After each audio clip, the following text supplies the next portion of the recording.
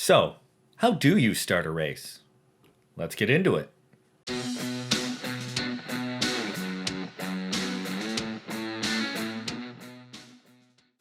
Hello everybody and welcome to Oakman on Racing, where today we are going to talk about how to start a race.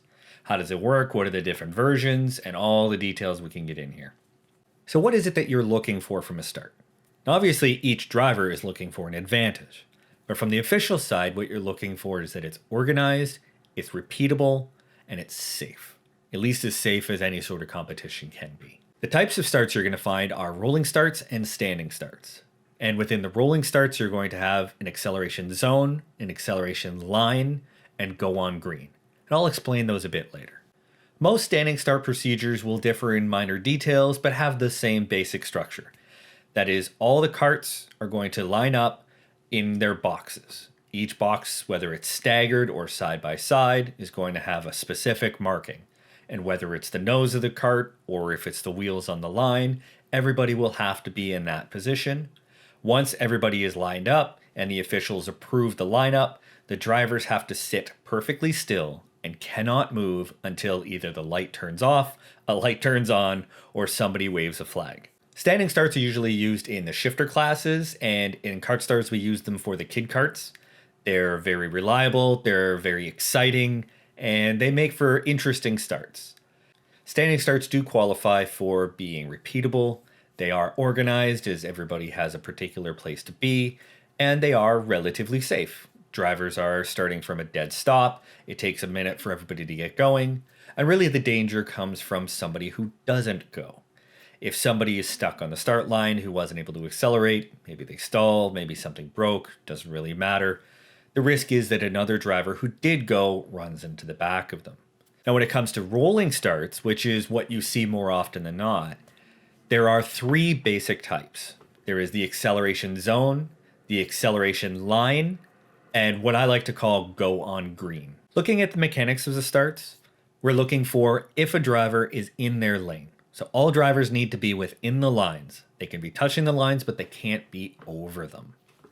That is an instant lane violation penalty. Usually 3 seconds, again, series vary. From there, we're also looking at where the drivers accelerate. And this is where the different kinds of starts come from.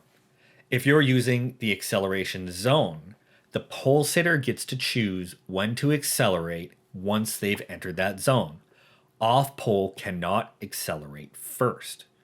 If you're using an acceleration line, you will usually have an official standing right on the line watching for when the drivers accelerate. If off pole is even the slightest hint ahead of the pole sitter, it is an instantaneous penalty. From there, the starter will usually throw the green flag immediately at that line. So it really becomes a race with the drivers to that acceleration line. And then we have the go on green. With go on green, it is the starter choosing when to start the race. The drivers need to stay in alignment in their lanes at a reduced speed until the starter chooses when to throw the green. Neither of the drivers get the opportunity to make that choice. It is entirely the starter's decision. And as I note, it is the starter who starts the race. The starter is the one who decides whether or not to throw the green. Of course, the race director has the opportunity to wave off a start if they like. They can also restart a race that they felt wasn't started properly, whatever that reason happens to be. But it is the starter's responsibility in most series, and really you want the race director to be support for the starter. So how are wave-offs judged? Usually, wave-offs are going to be a matter of speed or a matter of alignment. Speed is going to be the number one reason that you get a start waved off, whether the driver is accelerated too early or if the pole sitter just never slowed down to an acceptable pace. You're going to get a wave off every time. If it's an alignment issue, usually all that is going to mean maybe the field was broken up and really stretched out. People at back didn't catch up. Maybe you've got some kind of crash on track. There's a kart sitting there, something like that. The kind of alignment issues that usually don't result in a waved off start is if somebody on the front row has a lane violation or in the situation of a jump start, which we'll get into in a second. If a driver has made a basic violation of the rules, there's no reason to give them a second chance. They have the same number of chances as everybody else in the field, So why would you give them special treatment? Now, what about jump starts? As I've mentioned, lane violation is pretty straightforward. If a driver is out of their lane and the tire is over the line, completely over the line, then that results in the lane violation. But jump start depends on the series you're running. With the acceleration zone, there is one single point that will get you a jump start, and then there's an accumulation of points that will get you. Let me explain. The single point that will get an automatic jump start every time is if the off-pole sitter accelerates first. Remember, it is the pole sitter's privilege to choose when to accelerate. The accumulation of points to get a jump start is a little bit different. Now, the rule says that as they enter the acceleration zone, they need to be aligned. It doesn't say that the pole sitter has to be ahead, so it's not automatic. What the official will do is look at the beginning of the acceleration zone, where they are at the start finish, and where they are in the first corner. If off pole is ahead at the beginning of the acceleration zone, is ahead at the start finish, and pulls the lead in the first corner, that accumulation is also a jump start. If the off pole sitter is ahead at the beginning of the zone, is ahead at the start finish, but does not pull the lead into the first corner, it is not a jump start. They have not gained an advantage over the pole sitter on that start. Now you may be asking, is it possible for off pole to gain the lead on the start in the first corner? And the answer is yes. Remember, it's an accumulation of points along the way. As long as they're aligned well and the pole sitter accelerates first, then the start is legal. Now, jump start on acceleration line is a little bit different. There is a very specific rule that says that the off pole sitter cannot be ahead at the acceleration line. So if the off pole sitter is slightly ahead, even just by a hair, that is an automatic jump start penalty. The other jump start is if they accelerate before the acceleration line. Now, it is often in series that use acceleration lines, if they've accelerated too early, you'll get a wave off. And it will take usually 2 wave offs before a penalty will be applied to the pole sitter or off pole sitter. In those situations, usually you'll see the front row get sent back a row. So the people in third and fourth now get brought forward to pole and off pole, and the people on pole and second get dropped back to third and fourth. It's a punishment saying, hey, you're not starting the race properly, you've lost that privilege, the people behind now get that opportunity. There are some series that will actually send the pole sitter or off pole, whoever was accelerating first, to the very back of the pack, especially if it's judged that they intentionally threw that start. But those are much rarer situations. They happen, but not very often. And then we get jump starts for the go on green, where you're going to have a situation where the driver has accelerated before the starter has thrown the green. And again, in situations like this, there's usually a penalty.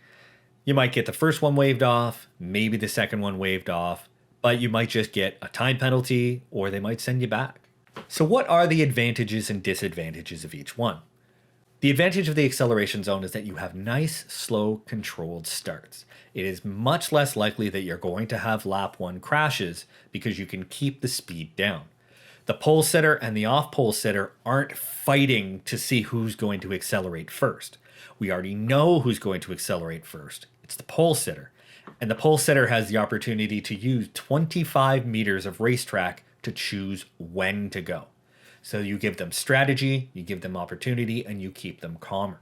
The disadvantage of the acceleration zone is that it is much more difficult for the off-pole sitter and outside line to maintain position, or even gain position.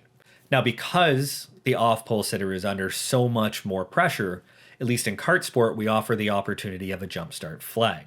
That is, we will show the driver who did the jump start, always going to be the outside pole sitter, that we feel they jumped the start, and they have 1 lap to safely give back 1 position to give up the advantage they gained on that jump start. As long as they give it back within that lap, the 3-second jump start penalty is waived and they're allowed to continue on their race and, have a good race. If we feel that the driver intentionally jumped the start on the outside pole, well, we don't give them the opportunity for the jump start to be waived, or we simply increase the penalty. Now, for the acceleration line, the strength is that everybody knows where the start is going to happen. It's going to be on that line. Nobody is going to wait any further than that line to happen. The disadvantage, of course, is that everybody is racing to get to that line. Off pole wants to try and get a bit of a run so that they can get down into that first corner with the lead, whereas the pole sitter is also trying to make sure that they don't get a run on them so that they're able to go into the first corner with the lead. So you have a constant jockeying for position, and drivers always accelerate too early. It becomes really difficult to get slow starts. Fast starts mean crashes. There are far more crashes on an acceleration line start than there are in acceleration zone. But in an acceleration line, you will usually have both front rows stay together all the way into the first corner. It feels more exciting. The off-pole setter has a much better chance of gaining the lead, or at least maintaining position going through the first couple of corners. The weakness, of course, is that opportunity that you're going to have far more crashes on the starts because they are far faster. When we get to go on green, the advantage is that the decision to start is completely taken out of the hands of the other two drivers. Off-pole and pole have no idea when that starter is going to throw the flag within reason. The weakness is that drivers can try and exploit that. As I've said in another video, it is very difficult to judge where drivers are side by side when you're looking at them from the front. So it puts a lot of pressure on the starter to try and be accurate in who's ahead, are they even, and throw that green when somebody hasn't jumped on the gas first.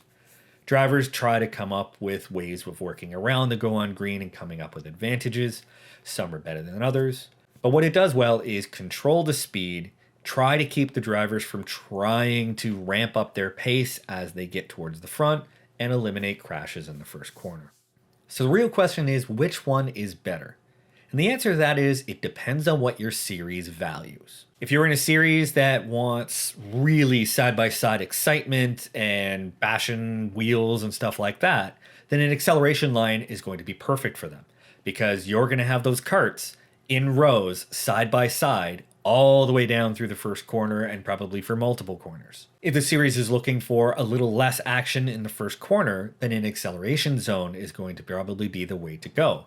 You're eliminating that opportunity for drivers to really kind of battle each other up to the line, gives the starter a little more control, and allows the pace to slow down. The other opportunity is go on green. By putting it in the hands of the starter, it takes it out of the hands of off pole and pole, and makes them have to try to guess when the green's going to come out, so everything stays slow and in line for a little bit longer. As drivers, you're going to have to choose what kind of series you're looking for, what do you want to race in, what is it you value, and what do you want to see on the racetrack, and then choose accordingly. All right, everybody, thank you very much for watching. If you have any questions or comments about this video or any of the other ones, like, comment, subscribe. If you have anything you want me to talk about, don't forget to put it down in the comments below. And until next time, as always, I will see you at the racetrack.